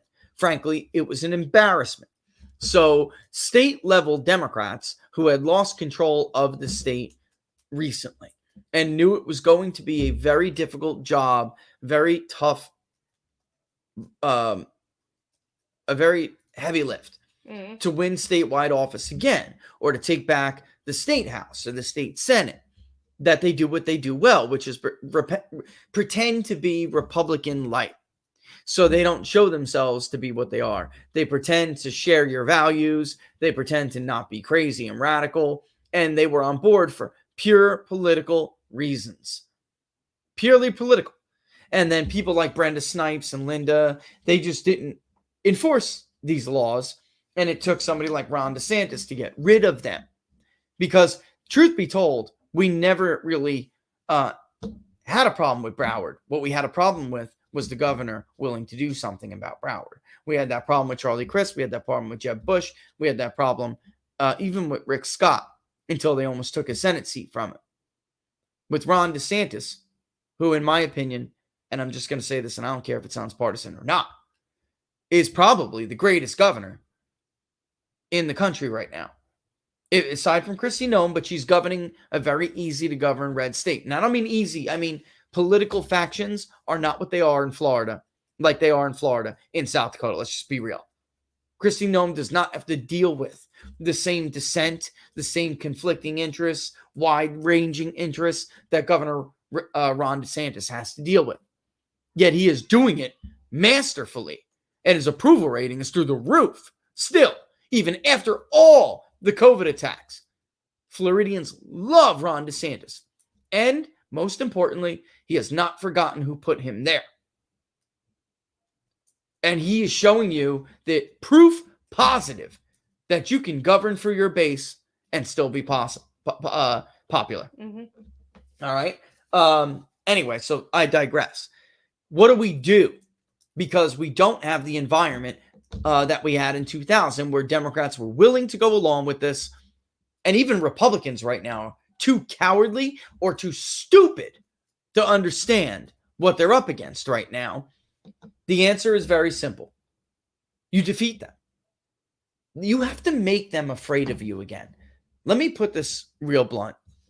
The reason why none of these people care about your reaction to anything, whether it's the FBI, whether it's your elected officials, whether it's the media, whether it's the frauds for the media, like the Washermans and the Stu Rotten turds and the Nate Slimers, because they're not afraid of you. They're not afraid of your reaction. They don't think there will be any consequences, which is why Laura and I, whether you are a Republican and a Democrat, and we've spoken to other people who are very much on the same page as us, people who can support this effort financially, people who can support this effort through connections, through relationships, we are going to take this into the nonprofit arena where it belongs, because it does belong there. And it doesn't really matter whether you are a Republican, you are a Democrat, or you are an independent. I don't give a damn what you are. We are watching. You don't support these election integrity reforms, and we will defeat you. We will find people. We will use so-and-so's resources, so-and-so's purse strings, my talent, Laura's gifts, and we will recruit people who will defeat you. And it is that simple. It doesn't matter what letter comes after your last name. Because I feel so strongly about this. Because if people do not have integrity, confidence in the integrity of the election, this whole experiment is over. It's over. And I already got some young future senators in mind that are coming up. Oh, yeah, we've been at this already. I mean, the new year, the holidays always slow things up. But we absolutely are going to do this. And it belongs to the nonprofit. You know, if you were listening to What Are the Odds the other day or 2 weeks ago, you would have heard Robert and I talk about this. We're talking about polling, policy papers, recruitment, political law. We're talking about getting the best lawyers. We're talking about getting, by the way, think tank brains that are actually in contact with planet Earth. Yeah. Okay? Not AEI, not Heritage, not Cato, not even left wingers, you know, because they don't have, unfortunately, they have no interest in election integrity. Not that Democratic voters don't, because that's not true. Democratic voters, don't cast them aside. Don't cast them all aside anyway. Well, when it comes to this issue, to really work, you need They are your check and balance. You know what I'm saying? Of right. Yeah, absolutely. You need the swinging pendulum. Yes. You do. But don't lump in Democratic voters with Democratic lawmakers, because in truth, many of them told us during this election season they did not trust this. Is it true that Republicans and independents had a higher level of distrust? Absolutely. But I'm saying, majority coalitions are cobbled together. They're not dominated outright. Take the 25% in Georgia. Don't reject them. Take them. Take the 9% in Michigan who said flatly that they have zero confidence in this election result. Take them. Don't ostracize them. All right? And we're talking about like that, by the way. Political law. There's no Mark Elias on the right. So in order to achieve this, you actually have to push people to the forefront who know what they're doing. Unfortunately, the people who have had the ball over the last, month and a half, they don't know what they're doing. They just don't. It's a sad reality. I wish it wasn't so, but it is. All right? So that's what we're going to do. And get involved. Get involved to do it. Help out where you can. Pressure your officials. Because this is a lot. I mean, really, a lot of this will have to do with pressure. Yes. We target somebody you can't afford to give, no problem. You could pick up the phone and call their office. Call them a couple times a day. Call them a couple times a day, every day. And that's what we'll be asking you guys to do. I mean, really, this is everybody's issue. This is not a Republican issue. It's not a Democrat issue. It's not an independent issue. It's the Republic. Yes, one political party is seeking to benefit from it. That's true. That is true. And because they are benefiting from it, they have no interest in fixing it. But this is about the survival of the country. Self-governing societies cannot go on like this. Don't get too comfortable because we had a measly 250-year existence as a nation. That's a joke. It's a joke. In the grand scale of history. It's a joke. It's a total joke. That is not a large, long-standing nation. Rome was around for longer and fell apart, and nobody expected it would. In fact, poor old Cicero was waiting around, hoping reason would prevail. It did not. Once you lose faith in a system, it's over. Unless you get it back real quick. And we just simply can't have this. And by the way, we already killed each other once during that 250-year period. I mean, really, you think it's not possible? Then you're living in a bubble that serves as your false sense of security. Time to take the rose glasses off. Time to take the rose-colored glasses off. This could end very badly for us, our children, our grandchildren. Will not be well. And I don't give a damn what political party you think I belong to. I don't belong to one. All right? It has nothing to do with a political party.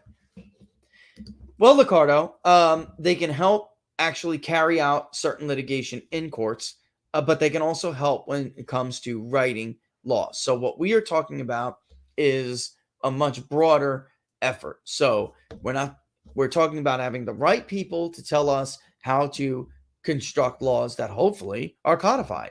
These are the statutes we want you to introduce during the next session.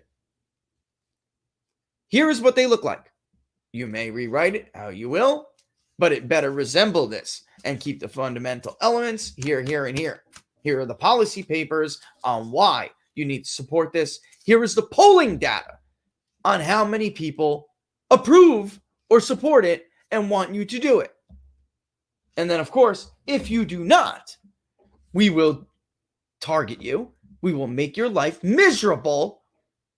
And you will either resign by the time we're done with you, or you will be defeated by somebody else. It's that simple. That's what has to happen. They need to be afraid of you again. Because that's what the civic duty was. That's what it was all about. They need to be afraid of you again. And they're not. They are our employees, people. Our employees. You do not work for them. Yeah, and John you Stein do not obey them. just said that. I mean, said something that really dumped it right off what you just said. The situation here, this is what he wrote. I'm going to put it up here. This is sad because this is true. The situation here is that Joe Biden would not have the consent of the governed. I don't know that this has ever happened. Or at least not in our lifetime. The Russia collusion thing, it didn't stick. Especially not in the battleground states. If you guys go back and look at the exit polls and the voter analysis, even from the 2018 midterm election, of course the Russia collusion fraud had some impact. But for the most part, a majority in all these states were telling exit pollsters that, even in Arizona, where McSally lost the first time, they were telling exit pollsters that it was a political persecution, not a legitimate investigation. In Ohio, it was even worse. In Florida, it was even worse. I mean, go back. If you guys go back and look, you'll see. And by the way, while you're looking, look at the skew of the Fox News voter analysis questions. It's absolutely ridiculous. And John, you're absolutely right, too, with the latter comment, which I just looked at going through. So it is the hill to die on. There is no other hill. I told people at Turning Point in Tampa, whatever it was, 10 days ago. Not 10. Wasn't even that long ago. You better put this issue with your one issue vote issue. If you had one issue that you had to pick, if somebody said, let's play hypothetical exercise, and maybe you are a one voter issue, a one issue voter. Excuse me. I know what you meant. But if you're not, let's play a game here. It's a hypothetical. If you were a one issue voter, what issue would that be? Whatever that is, whether it's immigration, the economy, jobs, trade, healthcare, abortion, the environment, gun rights, gun laws, whatever it is, you better push some room, push that issue over and make some room. Not saying down. In your heart of heart, not down, over, and make some room for this. Because nothing follows without this. Nothing matters without this. It's just a temporary charade. If we don't have this, it's a temporary charade. That's the kind of danger we're in right now. And that's scary stuff, guys. Very scary. Very, very, very scary. I'm just reading some of your questions. Yeah, Raymond, I would let's put up Raymond. I mean, you guys don't mind I'm putting your comments on the screen, right? If you do, let us know, but I think it's fair to say McSally's a terrible candidate. But I also have read the report that was post-election and commissioned by the then GOP chair. He didn't exactly go out and get a bunch of Republican people to do it. He got, legal investigators, lawyers who investigate.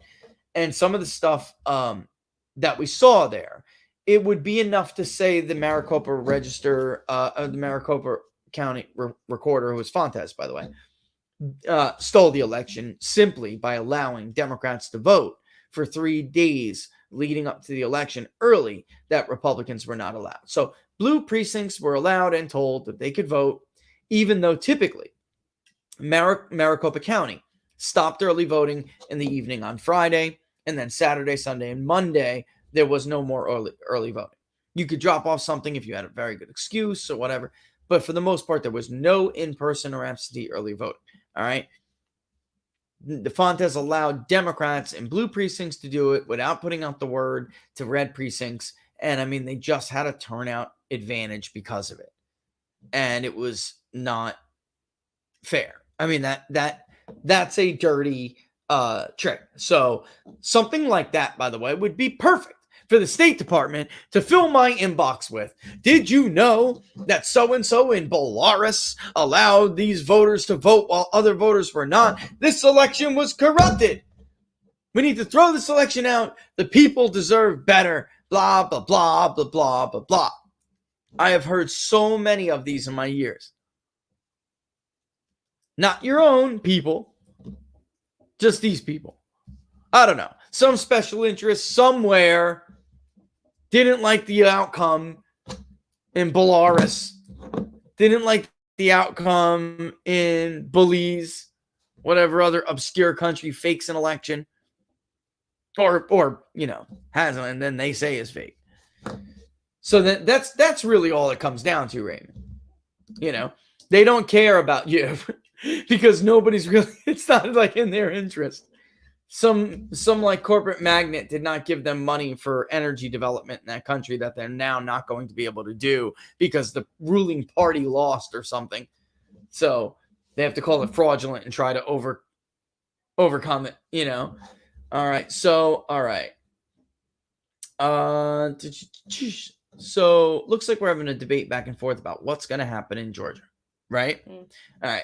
So Predicted does have Republicans at favorites. I know the stupid little Fox News thing had Republicans at like a 95% favorite to win the Senate. I tell you guys, throw all of this in the garbage. None of these models, none of these estimates, none of these forecasts they're wrong too much for you to care so much about what they say. All right? They just are. And it's not really worth it for you to give yourselves an angina attack over it. It's just not. I do think that Republicans are in danger of losing at least one of those seats. Now, I want to pull it again between now and the election because even with New Year's, we can do it. Because I feel like Warnock, I saw signs of Warnock being damaged, like taking flack, taking hits. And we didn't have them. We didn't raise that much the first go around, so we exhausted the funds. So that was the end of the line. I would have loved to keep going. Really, I would have. And then it would be brilliant. Because we would know whether or not that stuck. And in fact, I want to circle back to some other people who are either light leaners or undecided. And I would love to throw them into the mix as well to give us a better understanding. Because, have you changed your mind since the last time we spoke? Are you now not voting for Warnock or not voting for Loeffler? And vice versa. Ossoff and Perdue as well. And then those who were undecided, have you made up your mind? If not, who are you leaning? If I absolutely told you today that you had to vote, you had to make up your mind, who are you going to? Who are you going to vote for? Because I think there's a lot of the picture that's not filled in yet. And I am, again, even in some of these races where I think I do one of them, I think I see a Republican advantage. The absentee ballot stuff is out of control. They're not looking. When Gabe Sterling tells you that we're on it, he's full of crap. When Crappy Burger tells you he's on it, he means Gabe's on it, and he's full of crap. I mean, they don't, Brian Kemp has flip-flopped back and forth every damn chance he gets, probably because he saw our polling. Oh my God! 80% said we should have verified these signatures in the light of day. Whoopsie. 80% said we should have provided the same standards for in-person voters as absentee voters. 80% want to make sure signature matches or whatever ungodly percentage it was. I haven't seen numbers like that in a very long time. But Republicans are dumb. You got Mitch McConnell saying, we're just going to have to accept the President Biden. Okay, yeah. That'll get out the Republican base in the central part of Georgia. Set a fire in Moron Mitch. The idiot. The Mitch village the idiot. Denver artist. No. Oh, I thought she was going to drop it. No. I'm good. Moron Mitch, the village idiot, doesn't know how not to snatch victory from the hands of defeat. No, snatch defeat from the hands of victory. Yeah, he's backward. Butt backward. All right. 145. Let's see if I can answer one or two more before I got a boogie woogie here. You know, I gotta say that I agree with Science Unbiased about the propaganda in the polls. I think at this point now, go back. If you guys missed the first segment when we're done with this video, you're definitely going to want to check it out. When we're talking about 11, 12 point skew in the so-called big media gold standard data collection mode, you can't possibly ignore that. Cannot possibly ignore it. It's just not legitimate. You can't say Langer Research blew a Biden plus 17 in Wisconsin. Fox News basically blew every state again. The New York Times polled everywhere, blew every single state. Quinnipiac, the worst pollster. I mean, Lindsey, you think Lindsey Graham's race was ever tied, folks? Do you really believe that Lindsey Graham was ever tied? Or was that just a fundraising scam?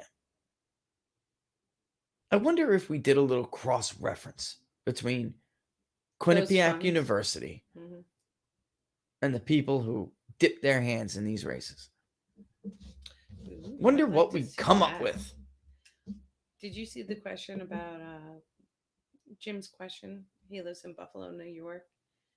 We have been bleeding population for decades. Somehow Biden got more votes than any Democrat, including Obama. Yes, absolutely. I mean, I didn't even bring that up, but New York is another one. And you know that from the second generation question too. Where are these people going?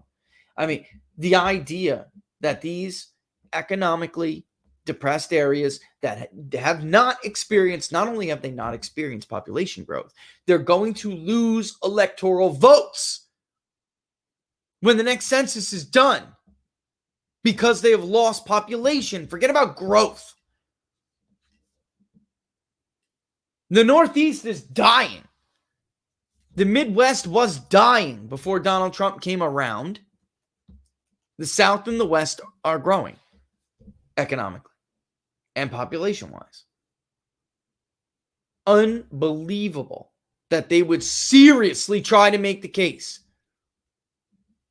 that mail-in voting, which has never led to an increase in turnout, only an increase in voter fraud, that mail-in voting is the reason why we had such a spike in turnout compared to other states, juxtaposed to other years, even though population is declining in many of these areas. It makes no sense, Laura. It makes no sense. And the national population increase doesn't make any sense either. It just doesn't. All right. I mean, I would challenge them to show me 04 made sense, Laura, and even 08. Why? The turnout increases in 04 and 08. You saw compared to this year, disproportionate population increases. It was only after 08 the population actually reversed. Some of these people, well, what happened is population growth reversed because of the Great Depression. It actually hurt people who were coming here more than others, right? Hurt Hispanics more disproportionately. And for a while there, migration and immigration pretty much froze up a little bit before it started to kick off again. Whatever was there, the damage was kind of done. So it made sense that turnout fell considerably, millions of votes from 08 to 2012. Overall turnout. It made total sense.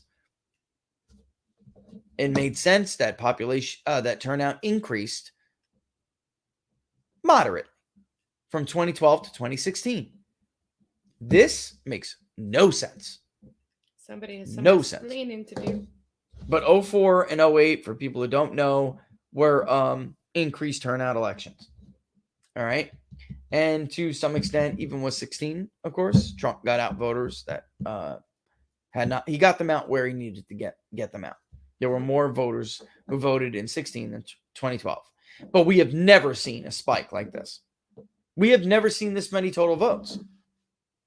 And in truth, I got to tell you guys, I was being generous when we did the party analysis of 180 million voters.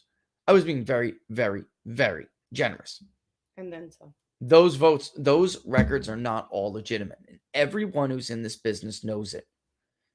I cannot believe what I'm witnessing over the last month and a half, which is this total 180 from what everyone viewed to be conventional wisdom or consensus.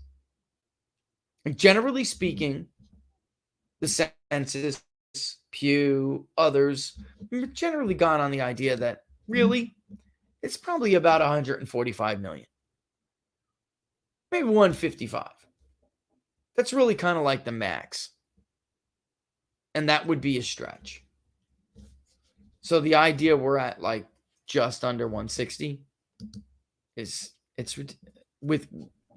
stemming from these areas. California, by the way, makes up almost all of Joe Biden's popular vote lead. Almost all of it. And the idea, like, New York City and New York itself. Give me a break. Just give me a break. All right.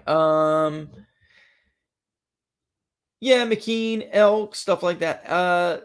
Steve, that's what some other people are looking into too as well. I mean, it's not just one thing. I mean, it's important for everybody to keep in mind.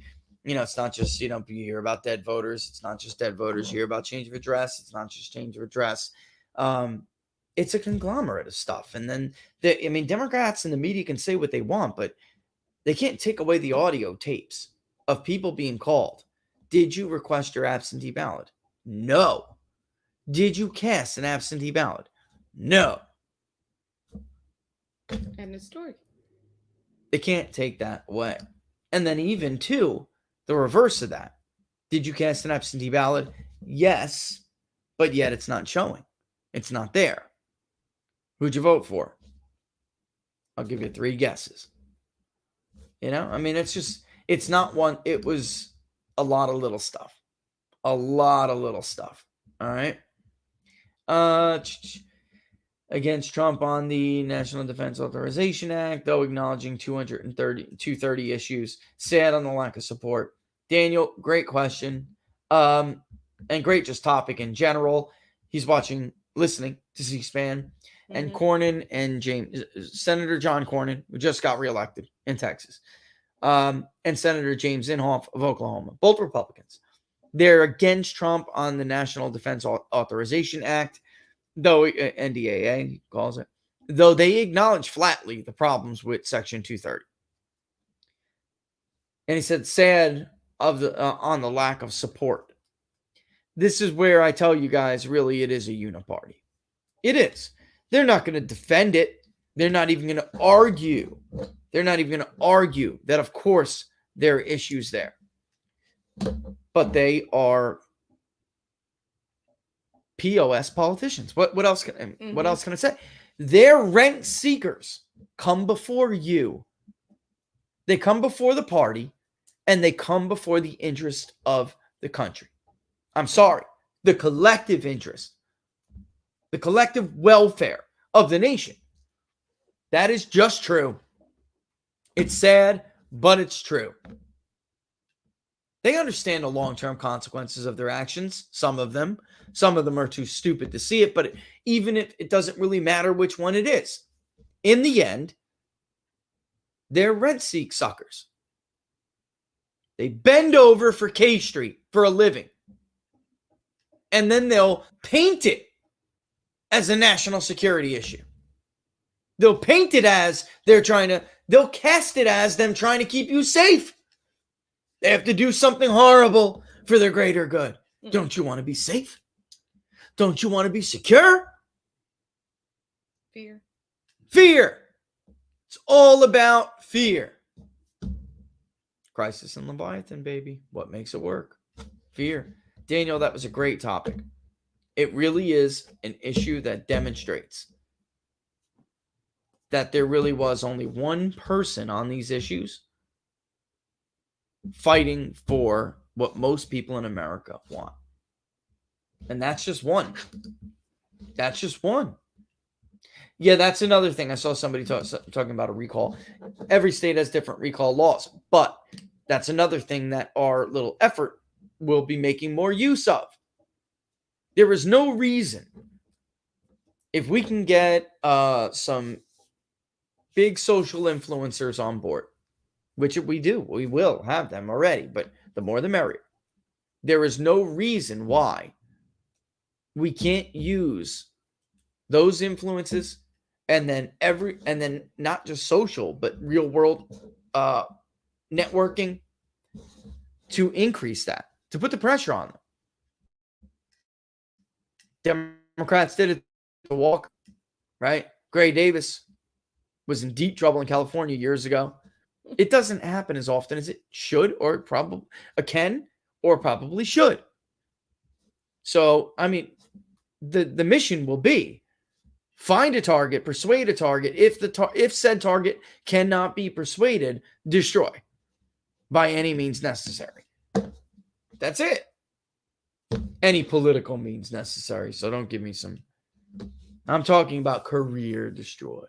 Don't go Mary on me. I know. All Everybody's right? going to be like, oh my God. Oh my God. You're talking about targeting people. Oh, yeah. Remember when Sarah Palin put the bullseye on people? Oh. The map with the bullseye. Yeah. These are the seats we're going to target in 2010. And they were like, you could kill somebody. Meanwhile, nobody gets shot.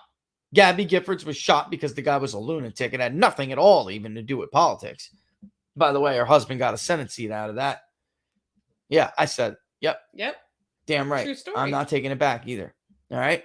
The bottom line is these people exploit anything, and they don't give a damn who they incite in the process.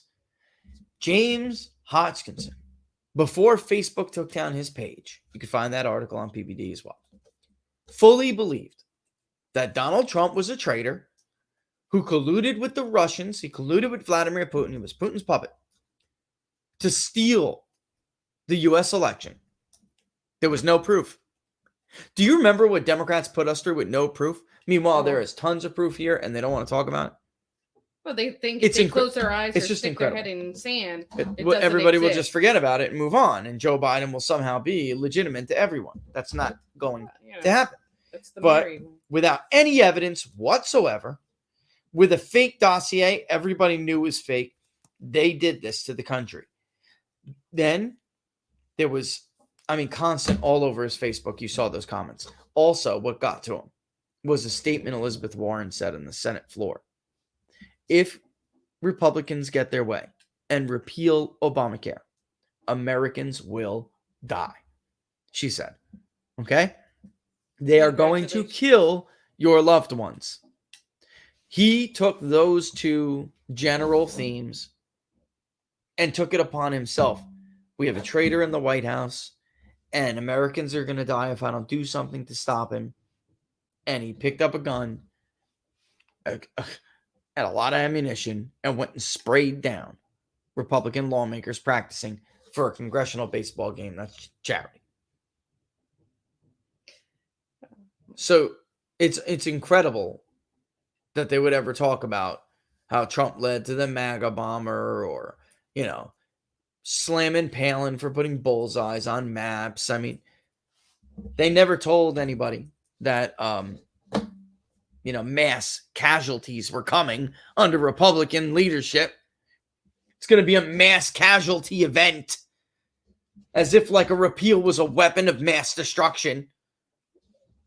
This guy was, if you could, I'm telling you, go search the article on PPD. You'll look at his post. The guy was like, we have to do something about it. We have to do something about this. We got to get rid of him. We got to get rid of him now. We got to stop Republicans now before people die. He was totally on board, Laura. He believed everything they said. Holy crap, it's 1:59 already. Is anyone reading the Navarro report? That's a great question. I honestly don't know, Jason. That's a really good question. Nobody from Congress has called me to ask me about what was in the Navarro report, what we said about the Navarro report. Nobody. I've been contacted by FBI agents, even though they have one specific database, which spells it out for them in black and white. I don't know what else to say. I just don't think, I think both sides, many people on both sides want Donald Trump gone.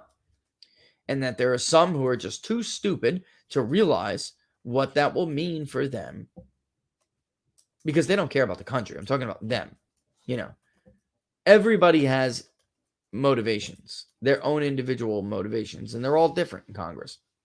And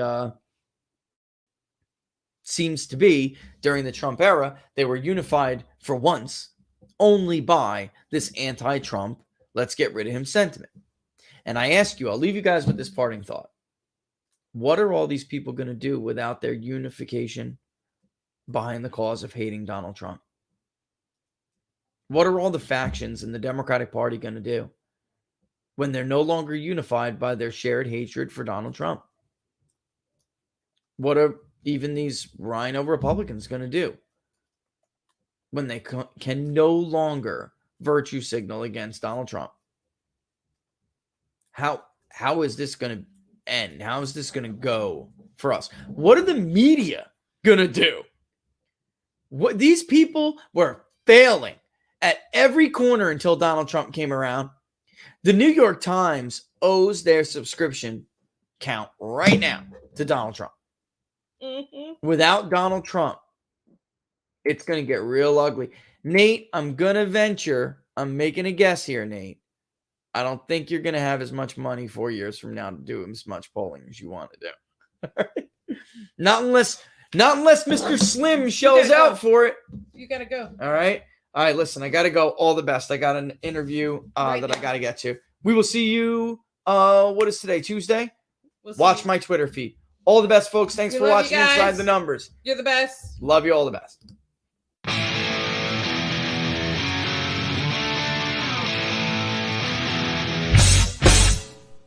How much you wanna bet that I can get you back inside your head before the summer ends and spread a little love.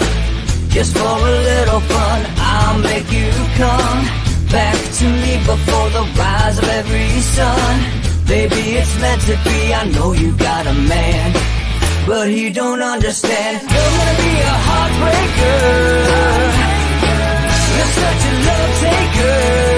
So just suck me in and you can toss me like a cigarette, 'cause I just wanna be a bad habit, yeah.